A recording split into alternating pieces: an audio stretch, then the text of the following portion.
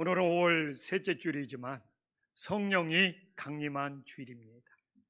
구약 성경에서는 오늘 오순절을 지켰습니다. 시내산에 하나님의 율법을 받았기 때문에 유대인들은 오순절을 굉장히 중요하게 지켰습니다.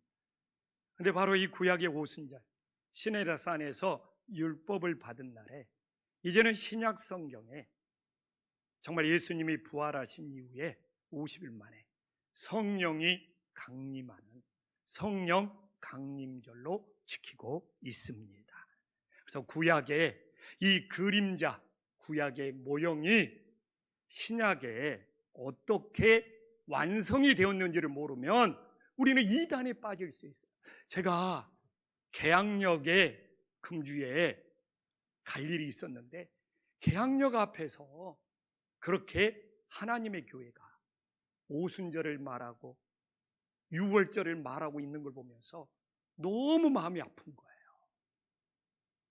그 구약의 그림자를 예수님이 다 완성하셨는데 이 말을 외치고 싶고 하고 싶었는데 우리 집 사람이 그냥 가자고 끌어당기는 바람에 여기까지 올라왔는데 그냥 가자고, 그렇다고 그 사람들이 바뀔 거 아니다고, 그래서 그냥 지나가서 전철을 탔습니다. 21세기가 접어들면서 이 땅의 교회는 다 쇠퇴하고 망할 것이다.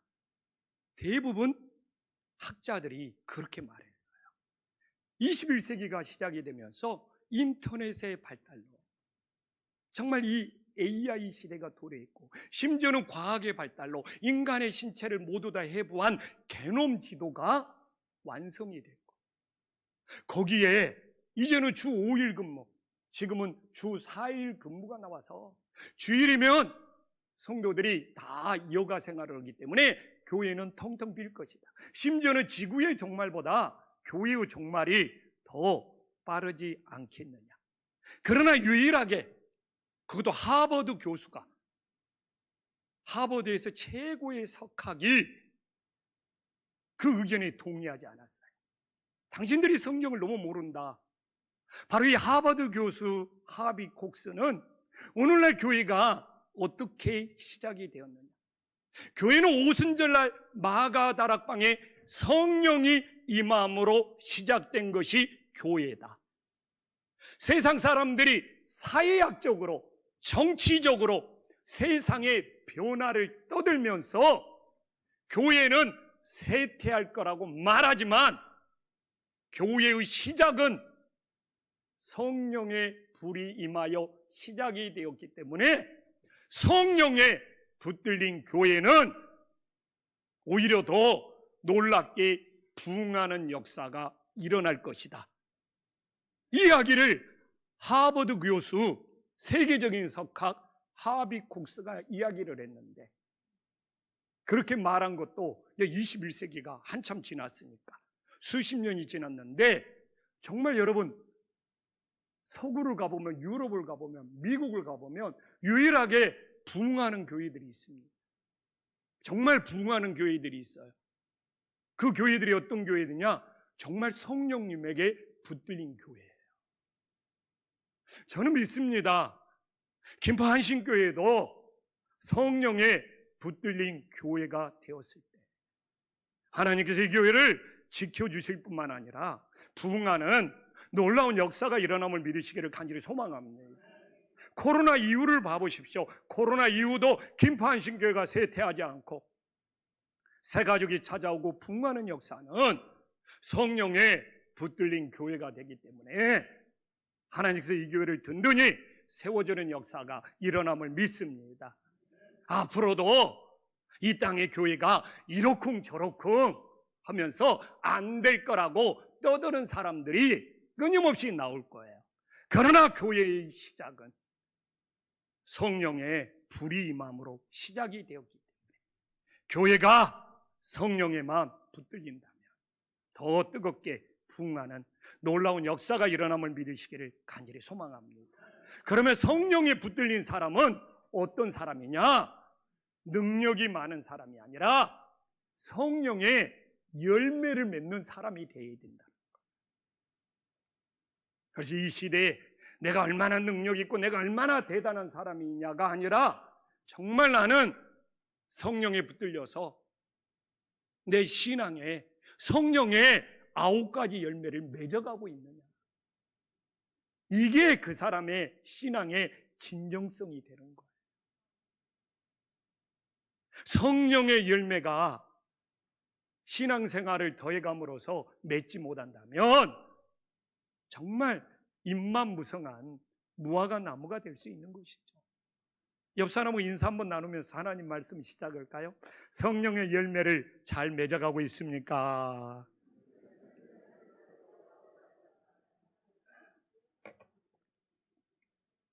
인간이 죄를 지었다는 최고의 증거는 뭐냐?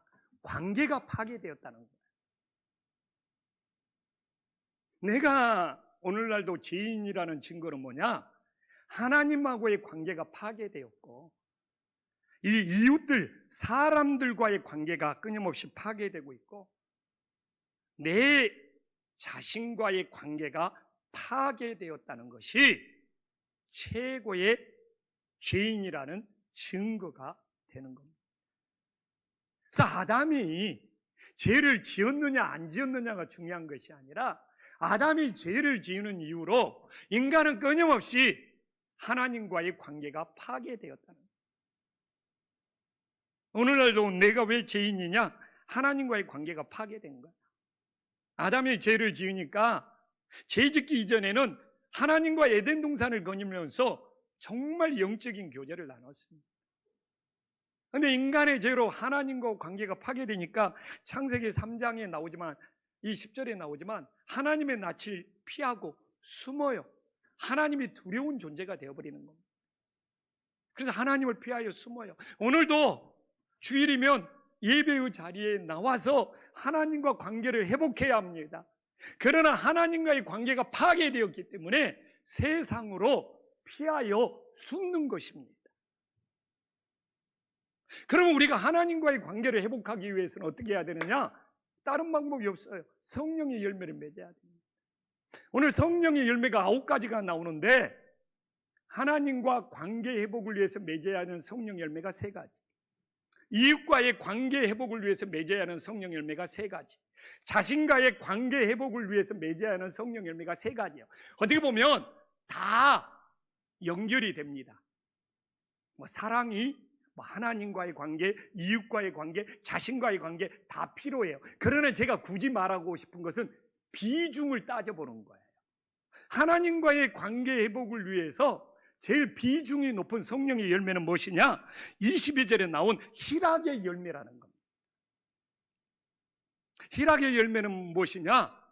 예수님 안에서 구원받은 기쁨이에요.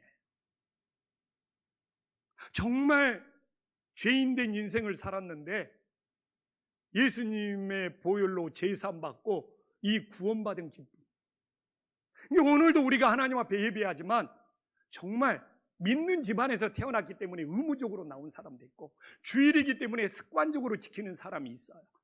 그러나 주님이 나를 구원하여 주신 그 기쁨, 구원의 감격, 그게 있는 사람들이 희락의 열매인 거예요.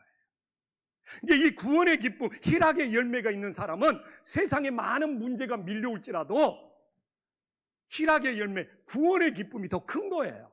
그래서 구원의 기쁨으로 세상의 고민, 세상의 문제를 이겨내는 거예요. 이게 제가 목회하면서 하나님과의 관계 속에서 제일 중요한 것이 희락의 열매예요.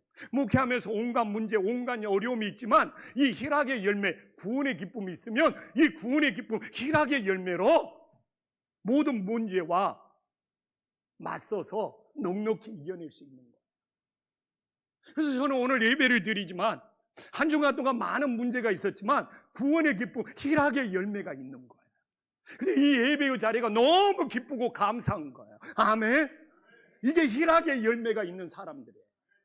그러니까 성령의 열매 중에 희락의 열매가 없는 사람은 예배의 시간이 고통스러워요. 찬양을 불러도 따라 부르지 않아요. 설교가 빨리 끝났으면 좋겠어요. 응? 예배 빨리 끝나고 점심 뭐 먹을까? 이게 머리에 뱅뱅 떠오르는 것밖에 없어요. 그러나 희락의 열매, 구원의 기쁨이 있으면 예배 시간이 짧아요.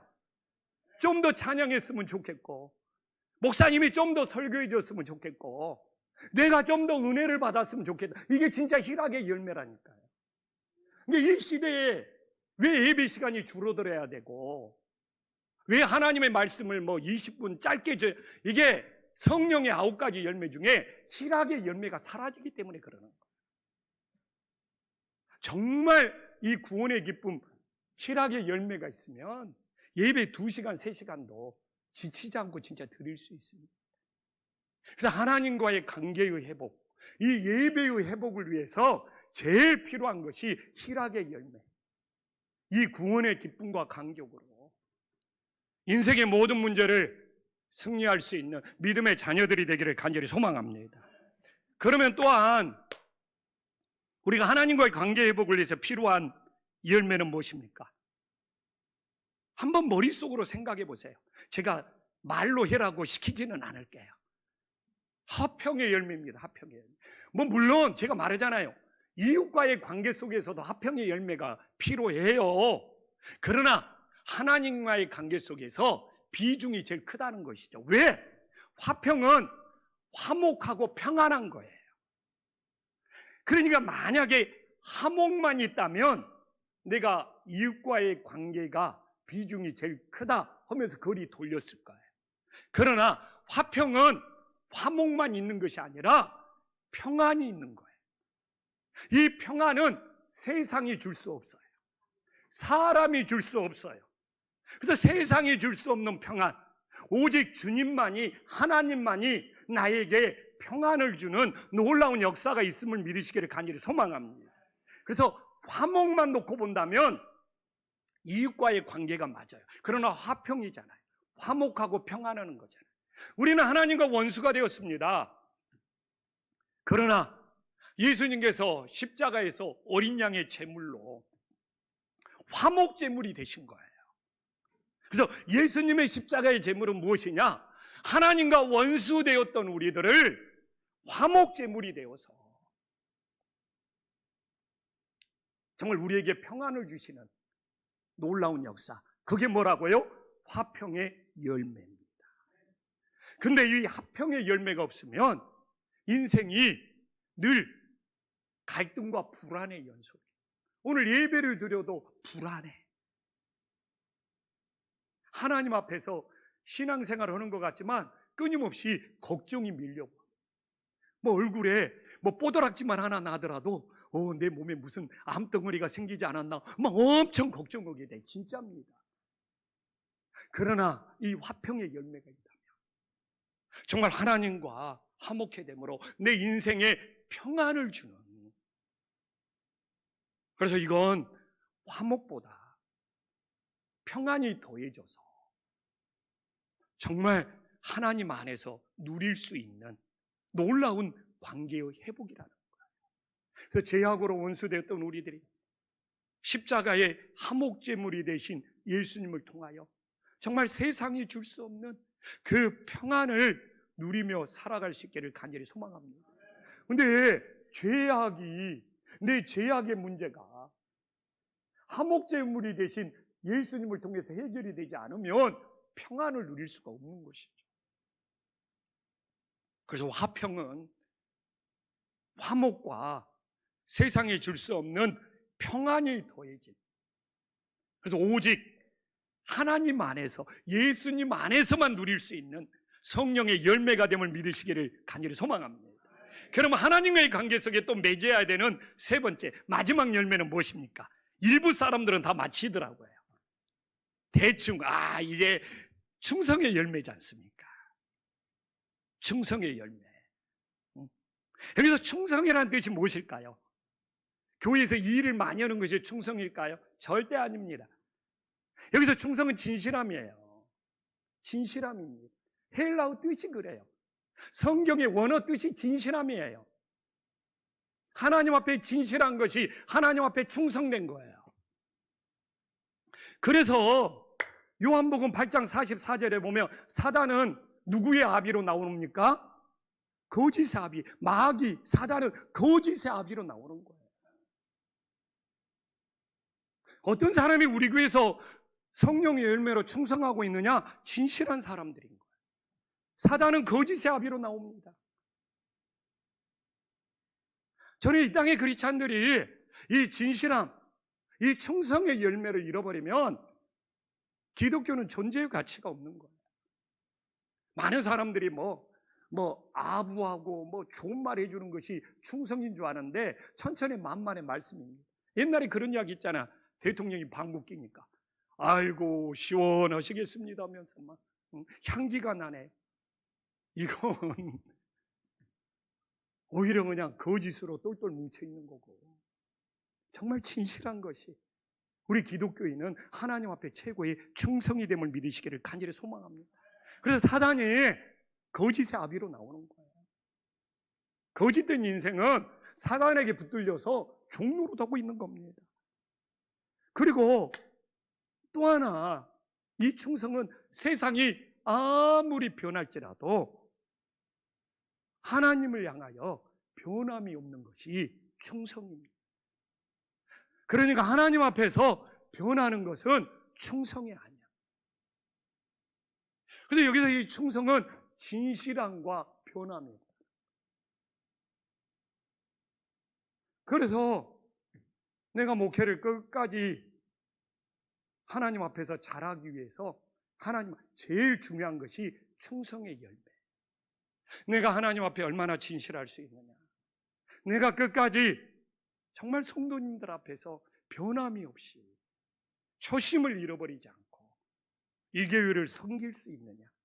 이게 바로 충성의 열매인 거예요. 내가 정말 성령의 열매로 충성의 열매를 맺었다면 우리 성도님들한테 진실할 수 있고, 내가 정말 변함이 없이 이 교회에서 사역할 수 있겠죠. 그런데 저만 충성의 열매를 맺는다고 되는 것이 아니라 우리 장로님들과 모든 성도님들이 정말 하나님과의 관계 속에서 사람들을 눈속임하는 것이 아니라 진실하고 처음에 가졌던 그 마음이 변함이 없을 때, 그게 성령의 열매 중에 충성의 관계고, 그게 사단의 종로로 도는 것이 아니라 하나님과 관계가 회복되는 놀라운 역사가 있음을 믿으시기를 간절히 소망합니다. 또한 제가 말했잖아요. 인간이 죄를 지음으로 죄인인 증거는 하나님과의 관계가 파괴된 것이 뿐만 아니라 이웃과의 관계도 끊임없이 파괴된 거예요. 이웃과의 관계가 파괴됐다는 최고의 증거는 뭡니까? 먼저 창세기 2장 23절에 보면 처음에는 관계가 너무 좋아. 뼈 중에 뼈요 살 중에 살이라고 할 만큼. 근데 죄를 짓고 나니까 남 탓을 하는 거예요. 책임 전가를 하는 거예요. 응? 아담이 아내 탓을 하면서 책임 전가를 하는 거예요. 이게 바로 이웃과의 관계가 파괴되었다는 최고의 증거입니다. 오늘날 정신껏 봐보십시오. 여당은 끊임없이 야당 탓을 하면서 책임 전가를 합니다. 또 야당은 끊임없이 여당 탓을 하면서 책임 전가를 하고, 심지어는 은퇴한 전직 대통령까지 꺼내서 그 사람 탓이다 책임 전가하는 거. 왜? 바로 이 세상이 사람의 관계, 이웃의 관계가 파괴되었다는 것을 보여주고 있기 때문에 거기에 우리 숟가락을 얹으면 안 되는 거예요. 가정이 왜 무너진지 압니까? 정말 아내 탓, 남편 탓, 자녀 탓, 그래서 내 인생이 망쳤다고 책임 전가를 하기 때문에 우리의 인생이 무너지는 거예요. 왜 자신의 문제는 보지 못하면서 남 탓을 하면서 책임 전가를 하냐 이거예요. 이게 바로 이웃과의 관계가 파괴되었다는 거예요. 그러면 이 이웃과의 관계가 파괴된 것을 회복하기 위해서는 성령의 열매를 맺는 방법밖에 없는 거예요. 그래서 이 땅의 교회가 살아남기 위해서는 능력도 중요하지만 성령의 열매를 맺었을 때 세상이 진정한 빛과 소금이 될 수 있는 거예요. 그러면 이웃과의 관계 속에서 맺어야 하는 성령의 열매가 뭡니까? 사랑입니다. 22절에 나와 있지만 근데 제가 이야기했잖아요. 사랑이 하나님과의 관계, 이웃과의 관계, 자신과의 관계 다 필요해요. 그러나 이웃과의 관계 속에서 제일 비중이 높다는 것이죠. 왜? 하나님의 사랑은 내가 받는 겁니다. 나는 우리 부모님을 떠올리지만, 5월 가정의 달에 우리 어머님을 떠올리지만 부모님께 받은 사랑밖에 없어. 근데 부모님께 받은 사랑이 있어야지 또 그걸 자녀들에게, 이웃들에게 그 사랑을 나눌 수가 있다는 거잖아요. 내가 부모님께 사랑을 받지 못했으면 내 자녀를, 내 아내를 어떻게 사랑해야 될지를 몰라. 똑같은 거예요. 하나님의 사랑은 내가 받는 거예요. 하나님의 사랑을 내가 많이 받을 때 이웃들에게도 아낌없이 하나님의 사랑을 나누는 놀라운 역사가 있음을 믿으시기를 간절히 소망합니다. 우리가 사랑을 외치지만 예수님의 사랑이, 하나님의 사랑이 나에게 얼마나 큰지를 모르면 이웃들에게 사랑을 나누지 못하는 거예요. 사실 인간적으로도 사랑할 수 있어요. 교회에서 막 인간적인 사랑을 베풉니다. 진짜 지치고 힘들고 고갈돼요. 제가 인간적인 마음으로 성도님들을 사랑하면 20년 목회하면서 이미 지치고 피곤하고 넘어졌을 거예요. 그래서 제가 솔직히 성도님들한테 이야기해요. 그건 감정 노동이다. 그래서 막 성도님들한테 인간적으로 내가 잘하려고 하지를 않아요.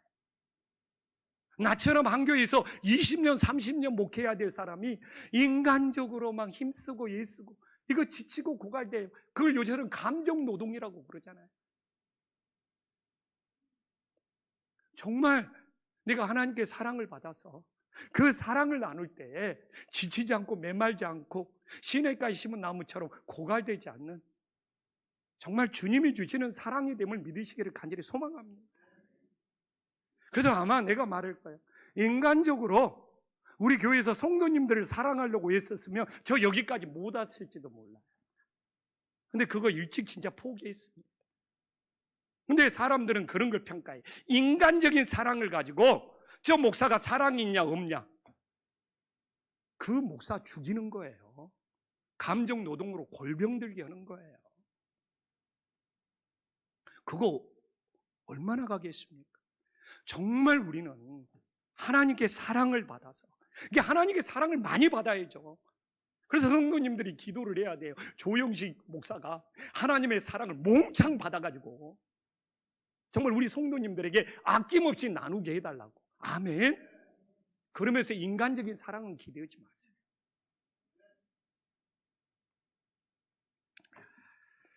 그래서 우리 김판식교회는 정말 인간적으로 사랑하면서 지치고 힘들고 고갈되고 번아웃되는 것이 아니라 하나님의 사랑을 충만히 받아서 부모의 사랑을 받은 사람이 그 사랑을 줄 아는 것처럼 하나님의 사랑을 많이 받아서 그 사랑을 나누면서 이웃과의 관계가 회복되는 놀라운 역사가 일어나기를 간절히 소망합니다. 또한 이웃과의 관계 회복을 위해서 필요한 성령의 열매가 뭡니까? 자비의 열매입니다. 20이 자비의 열매. 이 자비의 열매가 뭔지 압니까? 관용, 너그러움입니다. 여러분, 불교의 자비를 오늘 말하지 않겠어요. 기독교의 자비의 열매는 너그럽게 받아들일 수 있는 마음, 너그럽게 용서할 수 있는 마음. 가장 성경에 비슷한 단어가 관용이죠, 관용. 지금 이 시대에 기독교에서 제일 필요한 것이 자비의 너그러움입니다. 너그럽게 우리는 이미 다문화 시대에 살고 있어요. 폐쇄적인 국가 더 이상 존재할 수 없습니다. 이제 다문화를 내 이웃으로 받아들일 수 있는 이 자비의 열매, 너그러움이 있어야 되는 거예요. 근데 나는 이 땅의 교회가 너무 자비의 열매가 없어요. 너무 너그러움이 없어요. 너무 폐쇄적이에요, 제가 봤을 때는. 그게 뭐 원칙을 지킨다, 뭐 믿음의 근본을 지킨다. 아니, 요새 불교 봐보세요. 뉴진스 코미디언이 스님 흉내를 내면서 극락왕생을 20, 30대의 음악 비트에 맞춰서 부르다 보니까 이제 20, 30대 젊은이들이 극락왕생이 무엇인지를 알면서 그 음악 비트에 세뇌가 되어버리잖아요. 근데 우리 기독교는 왜 이렇게 자비의 열매가 없는지, 왜 이렇게 폐쇄적인지, 왜 이렇게 너그럽게 받아들이는 관용이 없는지 고립되어 가는 거예요. 근데 기독교인들은 얼마나 웃기는 줄 알아요? 자기 자신에 대해서는 되게 너그럽습니다. 근데 남한테는 왜 이렇게 잣대가 엄격하고 인색합니까? 그냥 자기는 스스로 너그럽게 자기 실수 다 용서해버리고 자기 잘못 다 괜찮다고 그러고 근데 또 다른 사람한테는 잣대가 너무 엄하고 인색해요. 실제 그런 사람들 많이 봅니다. 바뀌어야죠. 내가 부정을 저지르지 않기 위해서 나한테는 잣대가 엄하고 다른 사람들에 대해서는 자비의 열매로 너그럽게 받아들일 수 있는 마음을 가져야죠. 근데 완전히 바뀌었어. 그냥 자기 실수는 셀프 용서 다 해버리고. 그것이 밀양 아닙니까? 근데 밀양이 잘못됐다고 말하면서 자기한테는 자기 실수, 자기 잘못 다 주님이 용서해 줬다고. 그러면서 다른 사람한테 잣대는 왜 이렇게 엄한지. 이게 현대 우리 교회의 모습이에요. 저는 앞으로 교회가 세상과 소통하고 세상과 전도하기 위해서는 자비의 열매가 전적으로 필요하고, 정말 너그럽게 이 받아들일 수 있는 마음이 없으면 교회는 고립될 수밖에 없고 내 인생도 고립될 수밖에 없어요. 정말 이 땅의 교회들이, 성도들이 자비의 열매를 맺어서 정말 너그럽게 받아들일 수 있는 마음을 가져서 이웃과의 관계가 회복이 되고 복음이 증거되는 놀라운 역사가 있기를 간절히 소망합니다. 또 하나는 뭡니까? 양선의 열매입니다. 이 양선의 열매가 있어야지 이웃과의 관계가 회복이 될 수 있어요. 양선은 무엇입니까? 이웃에게 호의를 베푸는 거예요. 그러니까 엄청나게 선한 영향력을 베풀 수 있습니다. 그런데 어떤 사람들이 이웃에게 호의를 베풀 수 있자면 자기 중심적인 사람은 절대로 억지로 몇 번 할지 모르지만 이웃에게 호의를 베풀지 못합니다. 정말 하나님 중심, 이웃 중심이 되었을 때 이웃에게 호의를 베푸는 양선을 할 수 있어요. 정말 말 한마디를 하더라도 남을 무시하는 말을 하는 것이 아니라 이 양선의 열매가 있는 사람은 호의를 베푸는 말과 행동을 하는 거예요. 제가 정말 개척 초창기에 얼마나 열심히 지역 주민들에게 호의를 베풀면서 이 양선의 열매로 전도했는지 우리 성도님들 아십니까?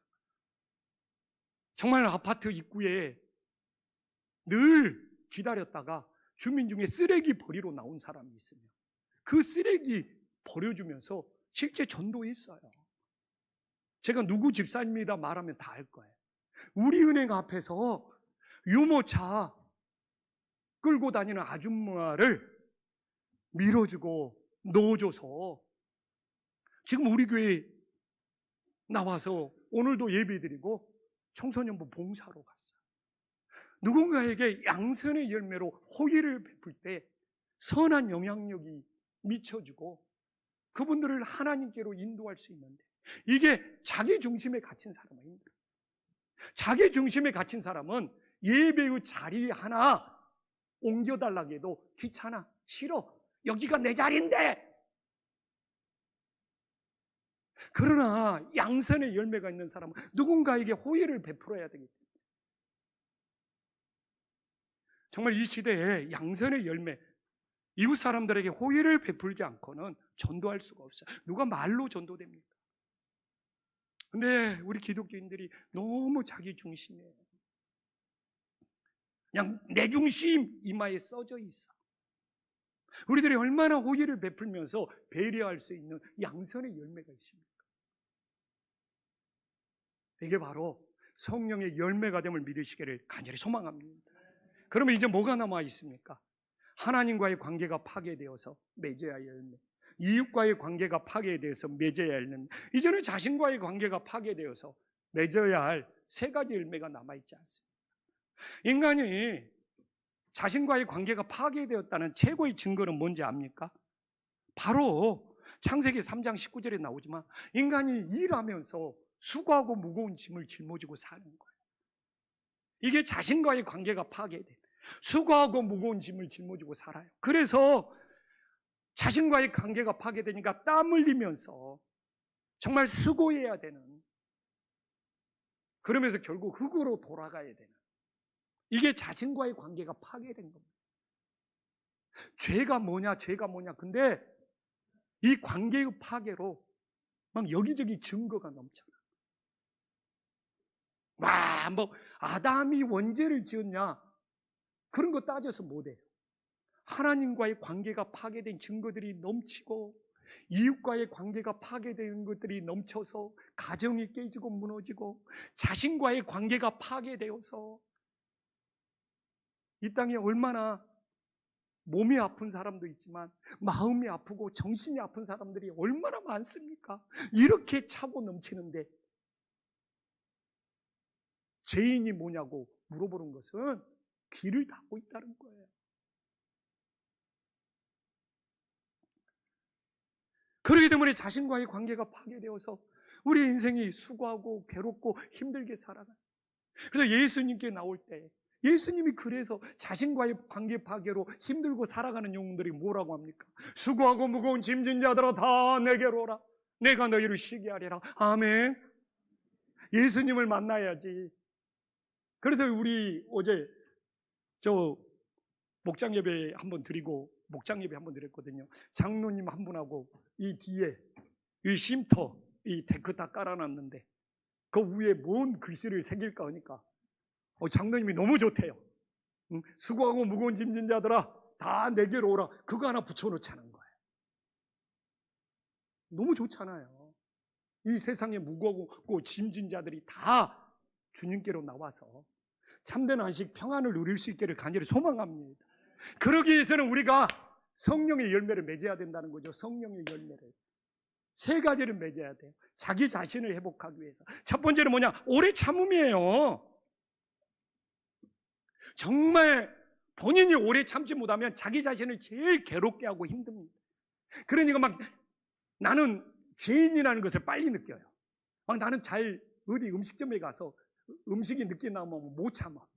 막 장로님 딴 데 가자고 그래. 그럴 때 나는 내 자신과의 관계가 파괴되었구나. 나는 죄인이구나. 이것이 막 튀어나오는 거예요. 웃고 있는 사람들. 진짜 그래요. 진짜 이 오래 참음에 안 든 사람은 자기 자신이 제일 힘든 거예요. 제가 증인이잖아요. 근데 이게 오래 참는다는 뜻이 뭔지 압니까? 오래 참으려면 어떻게 해야 되는지 압니까? 견디는 것이 있어요. 많은 사람들은 오래 참은 것을 기다리는 것만 알고 있는데, 기다리는 것도 견디는 것이 되지 않으면 기다릴 수가 없는 거예요. 오늘날은요, 세상이 빨리빨리를 외치면서 오래 참음을 잃어버리게 만듭니다. 안 그렇습니까? 나는 좀 이렇게 외국 사람들이 막 저를 만나면 한국말을 쓰는데 제일 많이 쓰는 것이 빨리빨리, 빨리빨리. 진짜 외국 사람들 이 말을 많이 해요. 근데 사실 좀 마음이 아파요. 그 사람들은 좀 유머스럽게 하겠죠. 그래서 한국 사람 만나면 손은 빨리빨리, 빨리빨리 막 다 쓰는데, 정말 이 시대가, 이 한국 사회가 이 스피드 시대에 빨리빨리를 외치면서 오래 참음을 잃어버리게 만드는 시대에 살고 있고, 너무 자기 자신을 힘들게 하는 거예요. 너무 자기 자신을 잃어버리게 만들어요. 그래서 우리 성도님들이 오래 참을 수 있는 이유는 무엇입니까? 세상에 소망을 두면 오래 참음이 없어. 우리는 하나님 나라에 소망이 있기 때문에 오래 참음에 성령의 열매를 맺을 수 있음을 믿으시기를 간절히 소망합니다. 세상에 소망이 있는 사람, 세상이 얼마나 빨리 지나갑니까? 그 이야기 하잖아요. 60대는 60km, 70대는 70km, 80대는 80km. 그렇기 때문에 세상에 소망이 있는 사람은 이렇게 세상이 빨리 지나가기 때문에 오래 참음이 잘 안 되는 거예요. 우리는 하나님 나라 소망이 있기 때문에 단순히 기다리는 것이 아니라 견딜 수 있는 성령의 열매가 되어서 하나님 나라의 소망을 가지고 살아가기를 간절히 소망합니다. 또한 자기 자신의 관계를 회복하기 위해서는 뭐가 필요합니까? 온유의 열매가 필요한 거예요. 23절에 온유의 열매를 알려면 예수님을 본받아야 됩니다. 예수님을 본받아야 돼. 예수님이 마태복음 11장 29절에 봐보십시오. 자기 자신한테 오잖아요. 나는 마음이 온유하고 겸손하니 나의 멍에를 베고 배우라. 그래야면 너희 마음이 힘을 얻는다. 이게 원뜻을 보면 온유한 사람은 겸손하다는 거예요. 교만한 사람은 절대로 온유한 것이 아니에요. 이게 연결되었습니다. 온유하면 겸손하다는 거예요. 그래서 우리가 그러잖아요. 성령의 9가지 열매 중에 겸손이 왜 없냐고 제일 많이 질문을 받았습니다. 근데 예수님이 말하잖아요. 온유하면 겸손한 거예요. 겸손하지 않는 사람은 절대로 온유할 수가 없어요. 내가 생각해봐도 겸손해야지 그 사람한테 온유가 나와. 성령아지 9가지 열매 중에 저도 처음 예수님 믿을 때 와, 왜 겸손이 빠졌지? 근데 나중에 한참 후에 알았죠. 예수님이 온유하고 겸손하다는 것은 온유한 사람만이 진짜 겸손할 수 있다는 거예요.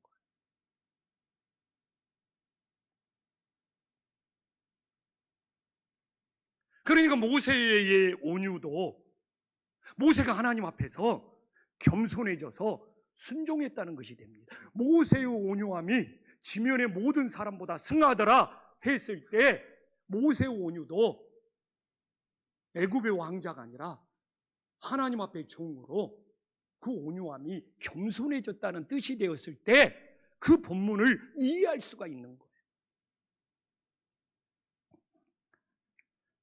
그래서 예수님이 온유하고 겸손해졌기 때문에 십자가의 멍에를 지고 순종의 길을 갈 수 있었던 것이죠. 또 온유하고 겸손한 사람들은 하나님의 말씀에 순종의 길을 가는 거예요. 교만한 사람은 순종할 수가 없는 것이죠. 그래서 예수님도 그러잖아요. 자기가 온유하다고 그러잖아요. 자기가 온유하고 겸손하다고. 이게 자기 자신과의 관계가 회복이 되는 거예요. 남에게 온유해라, 남에게 겸손해라 외치는 것이 아니라 내가 온유하고 겸손해졌을 때 우리는 하나님 말씀에 순종의 길을 갈 수 있음을 믿으시기를 간절히 소망합니다. 마지막 9번째는 뭡니까? 자신과의 관계잖아요. 23절에 나오잖아요. 절제예요. 절제. 끊임없이 말하잖아요. 절제는 줄이는 것이 아니라 끊어버리는 것이다. 한국식으로 국어사전으로 해석하지 마십시오. 예수님이 말했던, 사도 바울이 말했던 절제는 조금씩 줄이는 것이 아니라 죄악을 단절하고 끊어버리는 것이 정확한 절제의 의미입니다. 세상의 죄악을 끊어버리지 아니하면, 세상의 중독을 끊어버리지 아니하면 자신과의 관계를 회복할 수가 없어요. 뭔가 중독에 빠졌는데 그 중독이 줄이는 것으로 해결되는 거 봤습니까? 중독은 줄여서 절대로 해결할 수 없습니다. 이 절제, 끊어야지만이 이 중독의 문제를 해결할 수가 있는 거예요. 아멘. 오늘 봐보십시오. 24절에 뭐라고 나오죠? 정욕과 탐심을 십자가에 못 박는 것은 줄여라는 것이 아니라 십자가에 못 박히는 것은 죽는 것입니다. 나오잖아요. 십자가에 못 박히는 것이 줄이는 겁니까? 죽이는 거예요. 내가 죽어야 정욕과 탐심, 이 욕심을 끊어버릴 수 있다는 것이죠. 십자가에 못 박는 것을 약간씩 줄여간다는 것으로 해석할 사람이 누가 있습니까? 내가 죽어서 끊어내는 것이죠. 자, 우리가 반드시 끊어야 될 것이 뭡니까? 우리 인생을 망치는 것이 무엇입니까? 아까 사탄은 거짓의 아비, 요한복음 8장 44절에 그대로 나와 있어요. 8장 44절에 뭐라고 말합니까? 마귀의 자녀들, 사단의 자녀들, 너희 아비의 욕심대로 너희도 행하고자 하느니라. 이 욕심을 끊어버리는 절제가 있어야 돼요. 사단은 끊임없이 가질 수 없는 것을 가져라고 하는 거예요. 가질 수 없는 것을 가지는 것이 욕심입니다. 구별을 잘 하세요. 내가 가지면 안 되는 걸 가지는 것이 탐심이고 욕심입니다. 남의 아내를 내가 가지면 안 되는 거예요. 무서운 탐심이고 무서운 욕. 그러나 내 안에는 아낌없이 사랑해야 하죠.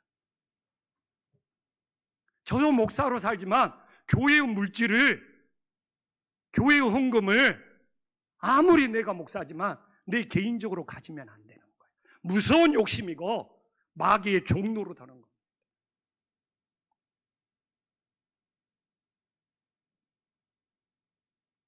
가지면 안 되는 것을 끊임없이 사단은 오늘도 가져라고 말하고 있습니다. 여자를, 물질을, 중독되는 것들을 계속 가져라, 가져라! 성령의 열매로 이걸 끊어내야 됩니다. 가지지 말아야 될 것. 그것을 사탄 마귀는 흐려버리게 만들어. 하나님 것이 내 것인 것 같고, 내 것이 하나님 것인 것 같고, 남의 여자가 내 것인 것 같고, 내 여자는 내 것인 것 같고. 정말이에요. 가져서는 안 될 것. 이 성령의 역사로만 가능해요. 그래서 사단 마귀는 나오잖아요. 너희 아비의 욕심대로 너희도 행하고. 사단은 가져서는 안 될 것. 하나님 자리를 가지면 안 되는데 그 자리를 가지려고 하는 거예요. 다 그게 뿌립니다. 그래서 오늘 16절에 뭐라고 합니까? 성령을 따라 행할 때만이 육체의 욕심을 이루지 아니한다. 성령을 따라 행할 때만이. 가져서는 안 될 것이 무엇인지 분별하면서 물리칠 수가 있는 거예요. 이 시대 무섭습니다. 우리가 신앙생활하면서 성령에 붙들려 가져서는 안 될 것만, 그 욕심만 부려도, 그 욕심만 끊어내도 우리는 하나님 앞에 거룩한 자녀로 살아갈 수 있는 거예요. 나의 가장 큰 영적 싸움이 바로 성령에 붙들려서 이 마귀의 욕심을 내가 줄이는 것이 아니라 끊어낼 수 있는, 가져서는 안 될 것들을 끊임없이 너 가져도 돼 유혹하는 것이 선악과 사건인 거예요. 선악과를 가져서는 안 되는데 끊임없이 너 가져도 돼, 먹어도 돼. 가져서도 안 되고 먹지도 말아야 될 선악과를 먹는 순간 모든 것이 파괴되었음을 보여주고 있는 것이죠. 오늘날 이 시대를 살아가면서 5월 가정의 달에 우리 가정을 지키기 위해서, 내 자녀들을 지키기 위해서, 내 믿음을 지키기 위해서 정말 성령을 통하여 가져서는 안 될 것이 무엇인지를 깨닫고 영적 싸움에서 승리할 수 있는 믿음의 자녀들이 될 수 있기를 간절히 소망합니다.